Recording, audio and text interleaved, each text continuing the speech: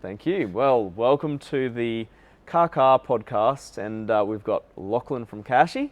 Yep, and I'm joined with Matt, as always. And if you haven't yet, and you've been enjoying us, I think we're on episode 7 now. Yes, 7. 7? Yeah. You should follow us on Facebook, YouTube, all Check of the us out. We've got Instagrams. podcasts on Spotify, is that right? Yep, I think they're on Spotify. They might be on Amazon as Awesome, well. awesome, cool. Cool. But look, if you're watching this, you've probably found us already. So Yeah. just keep enjoying us. Yeah, excellent. Well, where shall we start? I mean, recently we had the F1 here in the great land of Oz, where it belongs. I mean, really, I think it should be at Bathurst. Yeah, it'd be really interesting to be at Bathurst. But I'm really disappointed this year that it's not the season opener. It still feels like the F1 calendar doesn't start until Australia. Yeah, because that's what we were used to. I mean, like years ago, we were the closer. Yeah. Back in Adelaide. Back before my time. Yeah, that's right. Yeah. But it just felt wrong knowing that there was 2 races before ours. And Melbourne for an F1 race really goes off. Yep. It's a whole country that gets behind the Oz right GP. in the city, and very But cool. I hear you watched the race live as well. Man, what a schmozzle. Yeah, it was just... Was it 3 restarts? So they had one early and then another one late, and then they did a parade lap to finish it off. Yeah, that was the most insulting thing as well. Because a 1-lap dash is arguably one of the best things in motorsport. Well, the 2-lap dash, they had 6 cars go off. Yeah, and It's insane. Look, I did a bit of racing when I was younger, and from memory, once you've completed roughly like 75% the race distance, they can declare the race as finished, right? If they red flag it, they declare the race as finished, and they just wind it back to the last completed lap. Yep. Take the positions as the podium. Gotcha. I remember that happening at Bathurst with a Skyline GTR. That would have been absolutely brilliant. Is that the one where everyone got angry at the... Yeah. So that's Jimmy Richards and telling everyone they can go get... Yeah. But it's just mind-blowing to me. They sort of put themselves in a position because they had rewound the race already and decided to do a restart. They couldn't call it again. Yep. So they kind of just shafted those six drivers out of their positions. Yeah.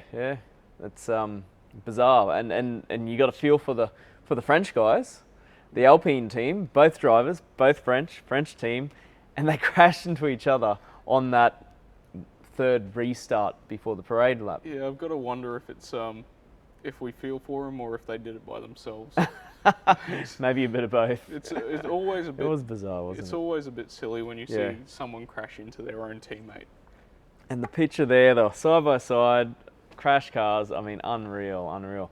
But I like a little bit of chaos in a race. So like you as a sportsman, you feel for the ones that lose out and get the rough end of it. And Carlos Sainz, feel really bad for him. You saw what happened to him.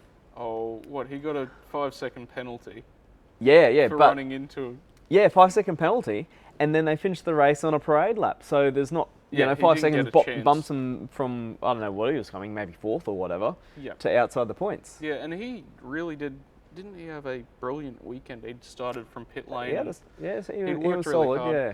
I think from what was shown on the TV, it looks like he deserved some sort of penalty, but they made such a mess of the restart. How are you gonna give people penalties anyway? Yeah. I mean, in that way, yeah. At crazy. least with all of the disqualifications, I think he still only finished up 12th or something. So there you go. Not too bad. Yeah.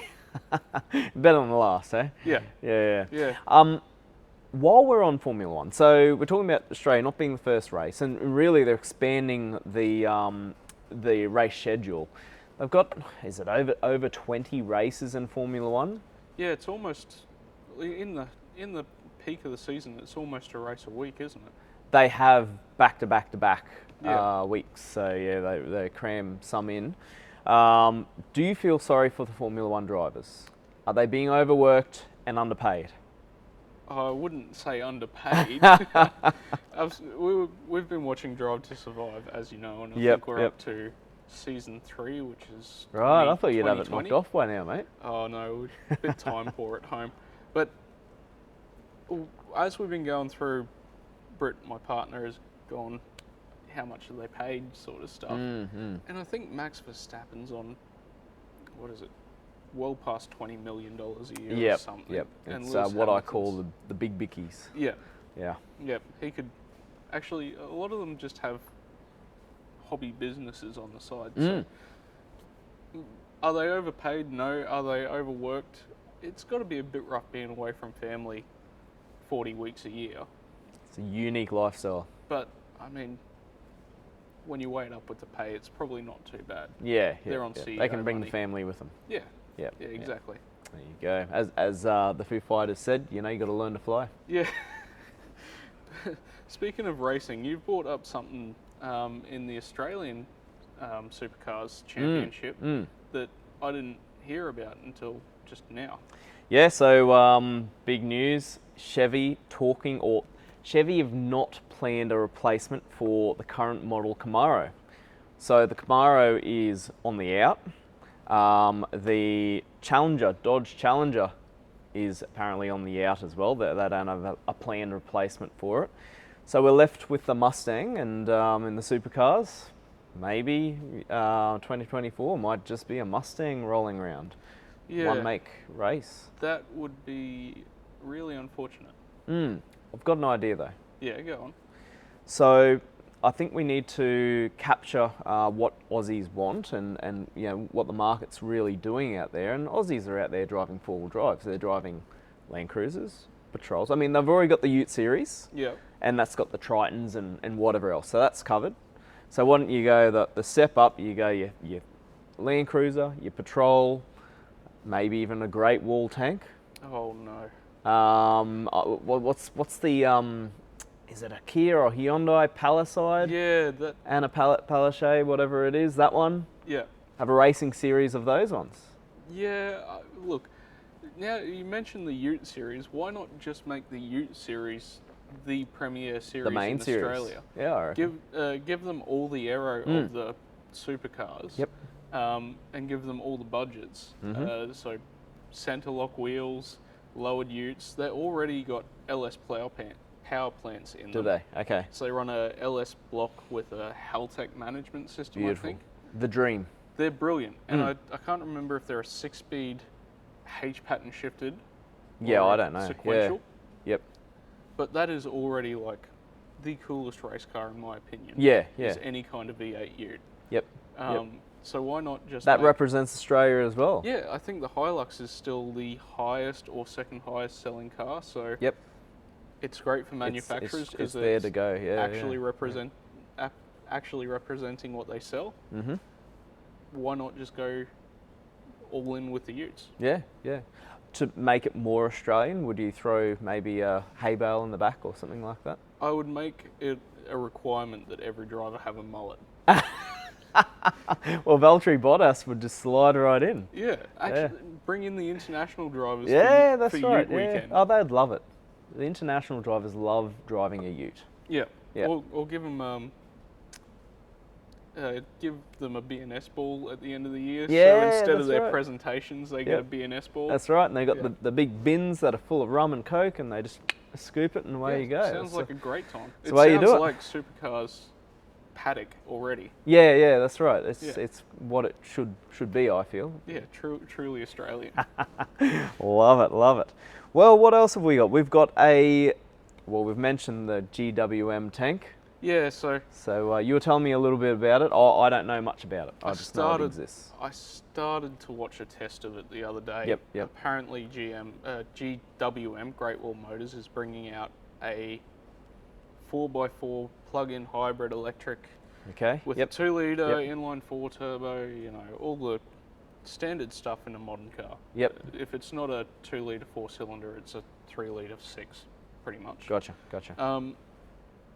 But I was pretty shocked by the price. Now, Great Wall's been traditionally a really cheap brand, right?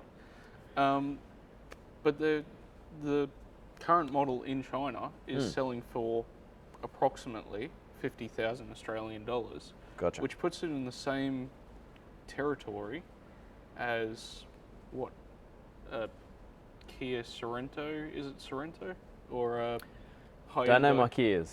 I know the Hyundai, EV6. like a Santa Fe.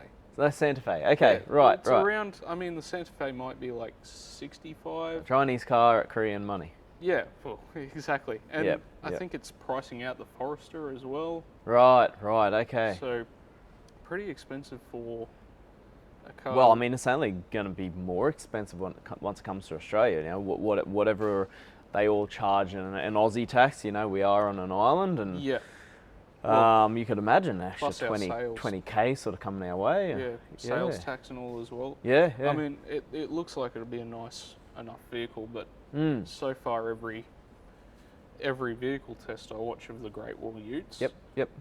seems to score them pretty lowly, and then you talk Gotcha. about their service record, and I don't know if I could justify 70 grand for something when I could buy a Forester. Well, I've got some good news for you. If you're not happy with the new price, maybe you could wait a couple of years for the used market to open up for the Great Wall tank, and you might pick it up for $5 grand. I might pick it up in a pile of rust in a wrecking yard. Yeah, but they look interesting, Yeah, and it's they- good to they see do. Something different coming through. And it's Put nice pressure on that- the existing manufacturers. The Americans are slowly packing up their stuff and leaving, and we're getting replaced with Chinese cars. And Yep. I mean, the same as the Koreans. You look at how far they've come in the last 10 years. It's pretty insane. Like Sorry. the Great Wall 10 or 12 years ago was made on like a rip-off, what looked like a rip-off of a D-Max chassis underneath, Gotcha. and used a licensed Mitsubishi engine or something. I think that's right. Yeah, Mitsubishi and some Mitsubishi electrics as well, because Yeah. we've played around with a few, and I think there's some crossover there. Yeah. Yep. But if you're looking at hybrid vehicles, apparently there's really new, exciting news in the hybrid market. You were Oh, telling me. now do I have so the Lamborghini Aventador, unlike the Camaro, has a planned replacement. Now I'm going to have a crack at the name, but first I'm going to say that it is a hybrid electric vehicle, and the name, here we go, is the Revelto. I think you got that pretty close. Is it pretty good? Yeah. I'd Okay, say so. yeah, in touch with my heritage right there. But we are talking like 1,000 horsepower. It's Lamborghini. It kind of looks the same. So we're going to throw up an image there. Some subtle differences, but it's got the Lamborghini design language. Yeah, it looks kind of like a facelifted Aventador, which is arguably what every Lamborghini should look like. The Aventador was a facelifted Murcielago. The Murcielago was a facelifted Diablo. Yep. Yeah. So I mean, It's like an evolution, like a Mitsubishi Evo of the supercar world. Yeah. Yep. Yeah. They're just slowly refining on what is the stupidest car around, and it's perfect like that. With that said, they're keeping the V12. Let's have a quick look. It is a hybrid, and I've got a little bit of a cheat sheet here. So they're combining their electric motor with a 6.5 litre V12. Yeah. And then it's got 2 electric motors. So in classic Lamborghini fashion, I have not seen any real news or real test drives about the Revolto yet. Oh, it's not even out yet. But Lamborghini has started doing like TikToks with like all sorts of really fun graphics, like really intense imagery about the new hybrid electric system and how they're pushing for the future. Pushing it, yeah. So, well, I mean, Ferrari's been doing it. Not TikTok, but well, maybe TikTok, but electric hybrids.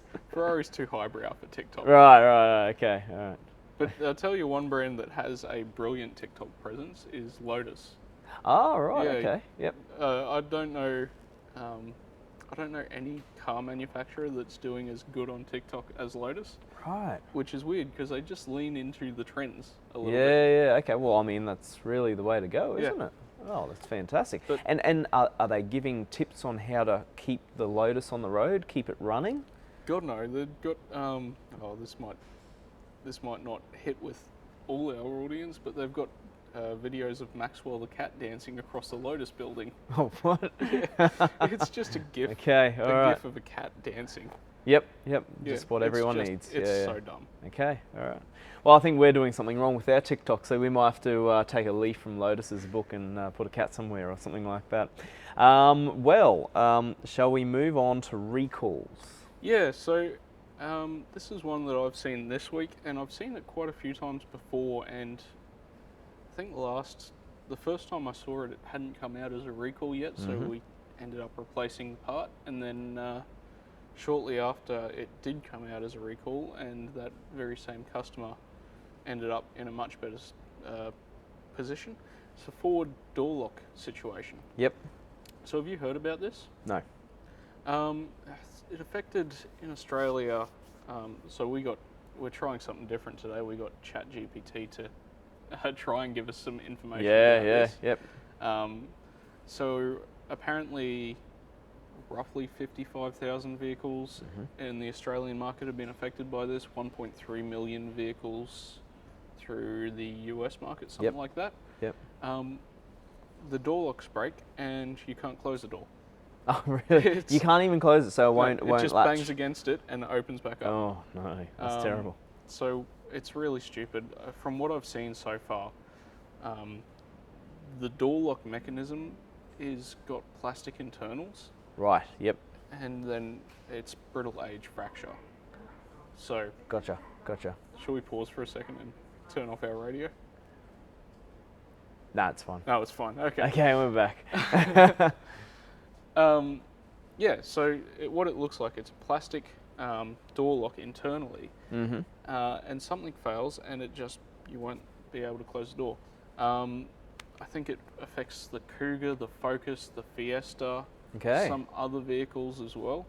But they're going back as of 2018 and replacing every door lock in the car. Right. Okay. That's bizarre, isn't it? Yeah.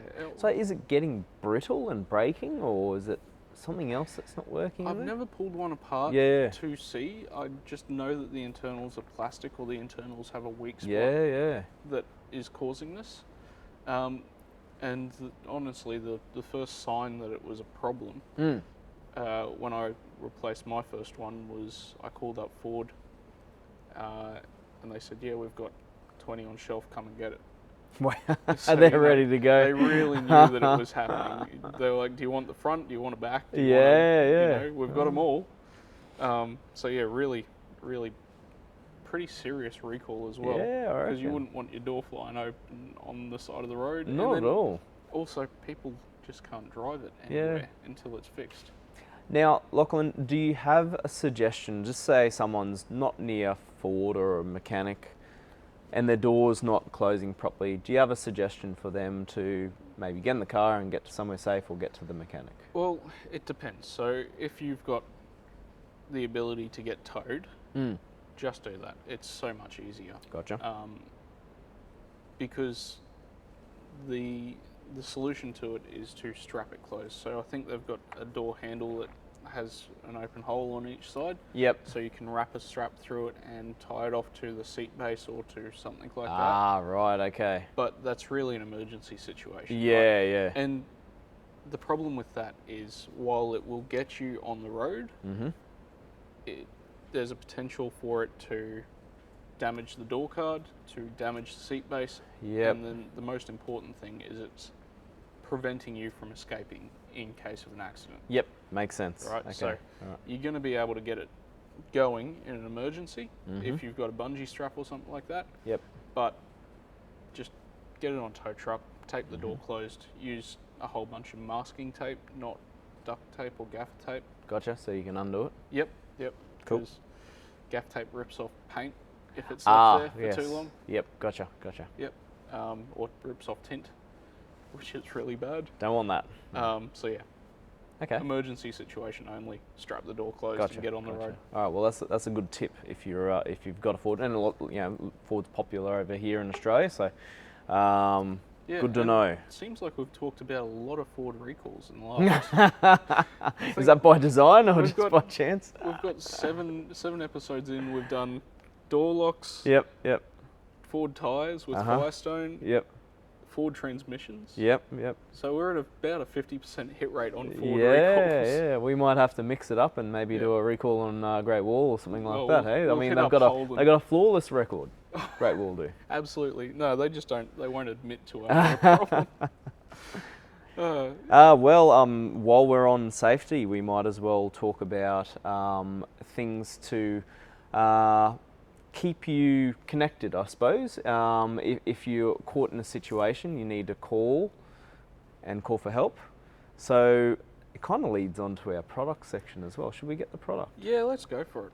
Okay, so we're considering the scenario where you're stuck, your phone's low on battery, and you need to charge it up. Yep. Or maybe you need to charge up an air pump, pump your tyre up or something like that. So there are multiple uses for power and saving your bacon. And this is the, let me grab the box and we'll have a closer look. This is the Roven portable power station. And have a look at this. Tell me what you think, Lachlan. Look, I mean, it's a pretty nice design. Do you know, it's got a power output. Does it have a jump start or is it just a power brick? No. So the power output is it's got a 240 volt output, and it's 300 watts. So you'd use that to charge up, like for the most part, battery devices or small electrics. Yeah, this is a really nice little kit. So, what's the idea? You keep this in your car when you're going camping or anything like that, or if you're going out in the bush, you can keep your phone charged. That's right, yeah. So it's a portable power station.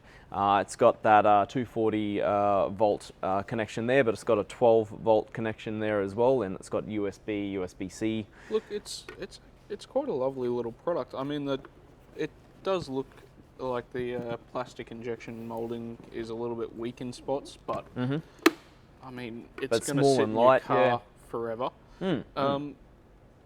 And it's got some really nice design features as well. Like you can spot just behind the rear cover on this, it's got a couple of cooling fans to make sure that the battery's not overheating.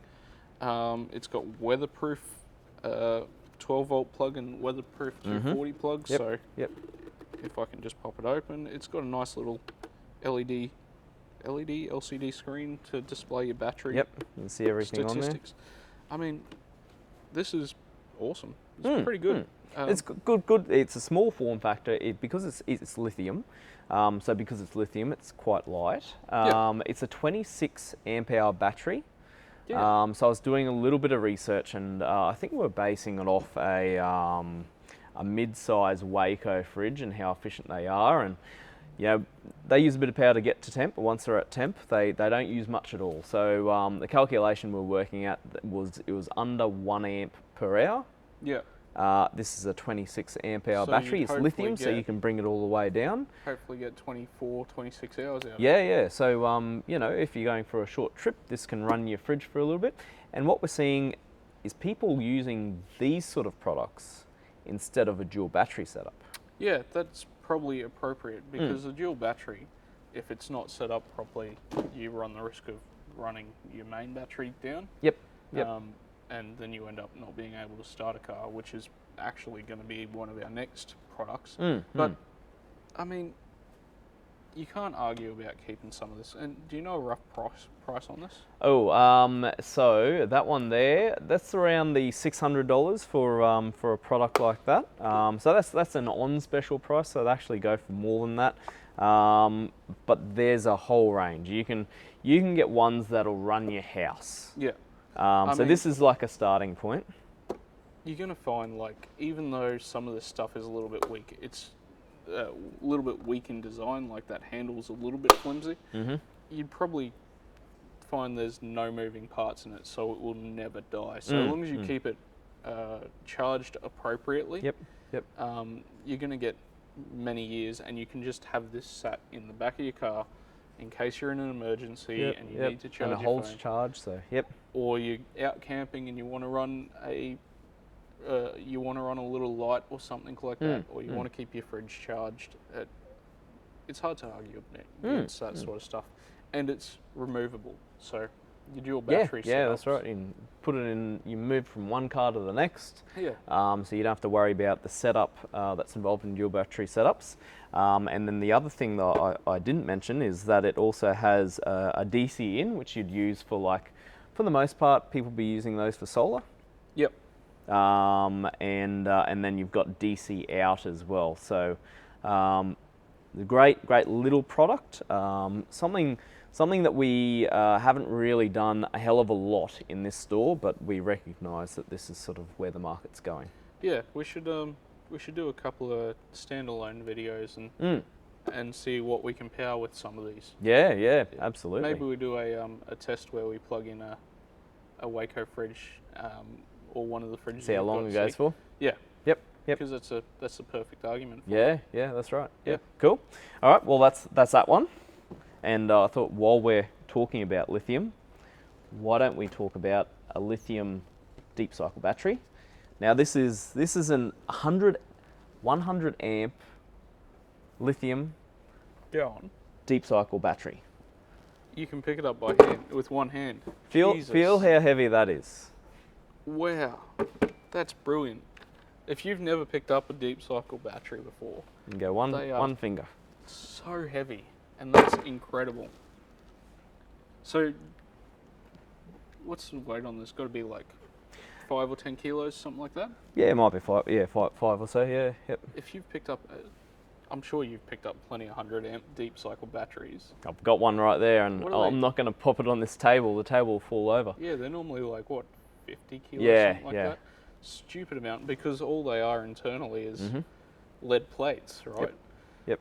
But that's incredible. And who's making these?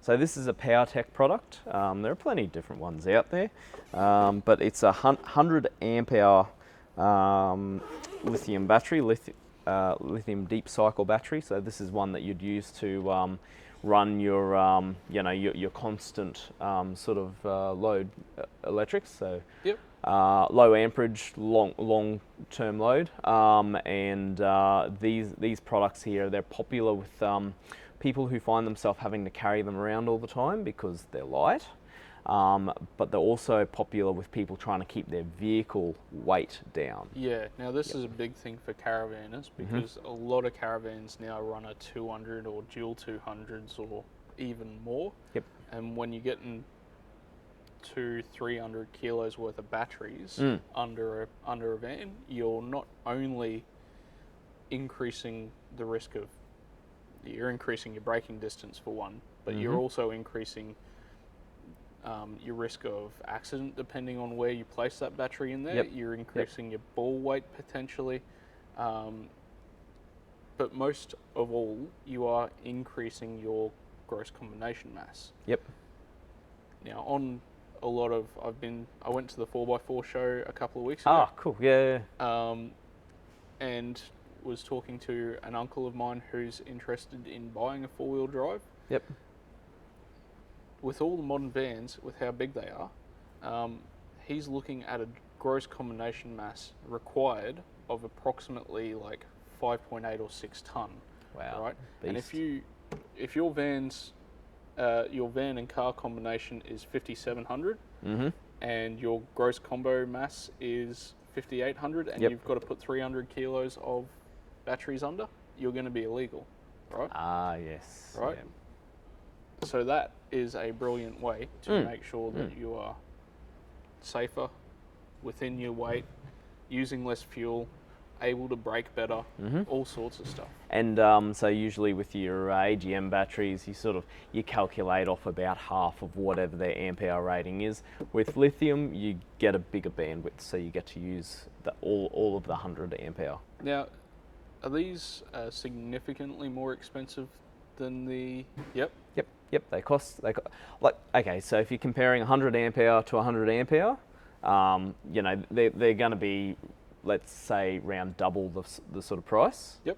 But you're getting double the usage anyway. So. And then those weight benefits as well. Realistically, you should be comparing this to a 200 amp hour battery, roughly, or a 150. They're thereabouts, yeah. Right. Yep. So they're sort of similarly priced to a 200. Yep. So per per usable amp, they're about there. Yeah. Yep. So I mean, it's almost a no-brainer with the lithium batteries nowadays. And with all this stuff going lithium, and these, so long as they're charged right, they don't degrade the same as lead acid batteries, from what I understand. Yeah, I mean, as with any battery, if you look after them, they'll last a long time. So there's no real age sort of given to us on how long this will last. Yeah. But I've got a lithium starting battery in my car, and I have had that since probably around about when COVID started, so about 2020, and we're in 2023 now. Yep. And doesn't miss a beat. It's Is that a good battery. Daily or the weekender? The weekender, yeah. So and you don't use that often. Yeah, I also have a isolator as well. Yeah. Yep. I mean, and that's one thing I have heard is the lithiums don't as much degrade when they're just left. No, they hold charge for a long time. Yeah. Whereas lead acid ones, if you'd left it sitting for 2 years and only used it once a month-ish. No, they like to be used. Yeah, exactly. Like to be charged up and Yeah.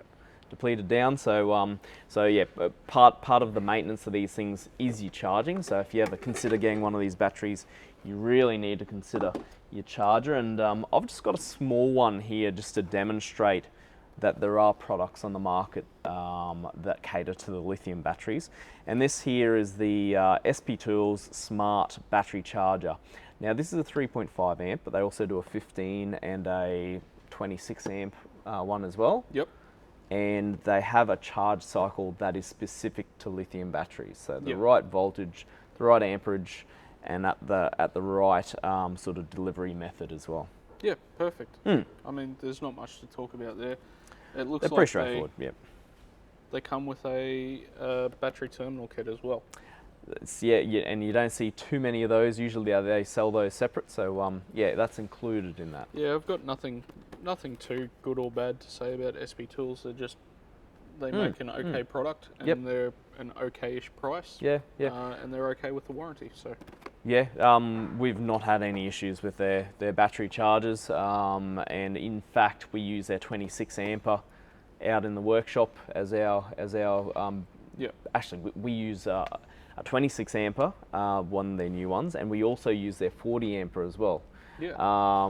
Which you wouldn't use on lithium batteries, but for every other battery it's really good. Yeah, awesome. I mean, if you use them, they must be pretty good. Yeah, no dramas from us. We've had other battery chargers. So we've out in our workshop we've had a Noco battery charger, Bite the Dust. Yeah, they're meant to be a good brand too.